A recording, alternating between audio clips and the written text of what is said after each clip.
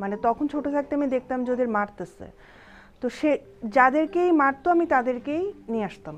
মানে কুকুর, বিড়াল। আমার প্রথম রেস্কিউ বিড়ালটাকে তো হচ্ছে পানিতে চুবায় মানে মেরে ফেলতে যাচ্ছিল গ্রামেরই ছেলেমেয়েরা, আমারই বয়সের। তো ওদের সাথে আমি অনেকটা ফাইট করে বিড়ালটাকে নিয়ে আসি। অ্যান্ড আমার প্রথম রেস্কিউ কুকুর ছিল হচ্ছে গলায় তার প্যাচে একটা ছেলে টানতে টানতে নিয়ে যাচ্ছিল।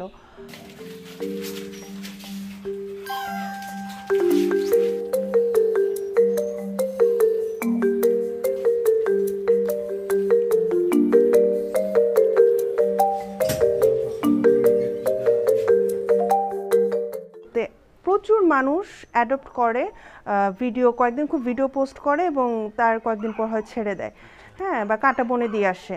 এরকম প্রচুর প্রচুর কেস আমাদের কাছে আসে।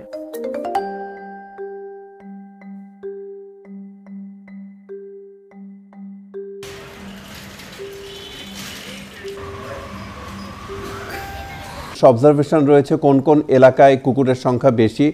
আমরা সেখানে 1 নম্বর যেটা করি, কুকুরের বন্ধ্যাত্বকরণ।